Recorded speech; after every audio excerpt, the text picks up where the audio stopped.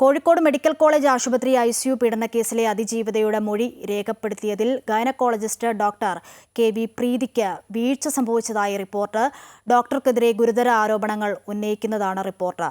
Doctor പ്രീതിക്കെതിരെ ശക്തമായ നടപടിയെടുക്കുമെന്ന് ആവശ്യപ്പെട്ട മുഖ്യമന്ത്രിക്ക് പരാതി നൽകുമെന്ന് അതിജീവിത വ്യക്തമാക്കി. Narcotic cell assistant commissioner TP Jacob കഴിഞ്ഞ ദിവസം ഉത്തരമേഖല IG K സേതുരാമൻ സമർപ്പിച്ച റിപ്പോർട്ടിലാണ് അതിജീവിതയുടെ മൊഴി രേഖപ്പെടുത്തുന്നതിൽ ഡോക്ടർ KV പ്രീതിക്ക് വീഴ്ച സംഭവിച്ചിട്ടുണ്ടെന്ന കാര്യം വ്യക്തമാക്കുന്നത്.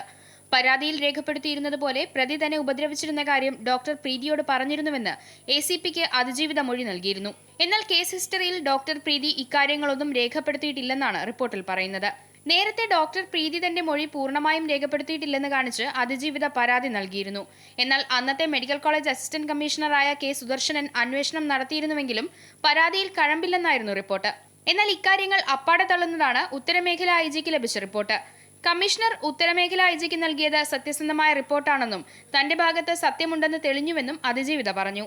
എന്തുകൊണ്ടാണ് അവർ സത്യം മൂടി വെച്ചതെന്നുള്ളത് അറിയില്ല. അപ്പോൾ ഈ റിപ്പോർട്ട് പുറത്ത് വന്നിട്ടുണ്ടെങ്കിൽ അവർക്ക് തന്നെ ഇത് അന്വേഷിച്ച ഉദ്യോഗസ്ഥർക്ക് തന്നെ നാണക്കേട് ആയതുകൊണ്ടാവാം അപ്പം ഇത്തരം ഒരു പ്രവൃത്തി ഉണ്ടായിട്ടുള്ളത്. അപ്പോൾ അതിൽ തന്നെ ഒരു പുനരന്വേഷണത്തിന് മുതിർന്നു. അതിൽ സത്യസന്ധമായ ഒരു റിപ്പോർട്ടാണ് എനിക്ക് ലഭിച്ചത്. അതിൽ വളരെയധികം സന്തോഷമുണ്ട്. ഡോക്ടർക്കെതിരെ ശക്തമായ നടപടിയെടുക്കണമെന്ന് ആവശ്യപ്പെട്ട് മുഖ്യമന്ത്രിക്ക് പരാതി നൽകാൻ ഒരുങ്ങുകയാണ് അതിജീവിത. അമൃത ന്യൂസ്, കോഴിക്കോട്.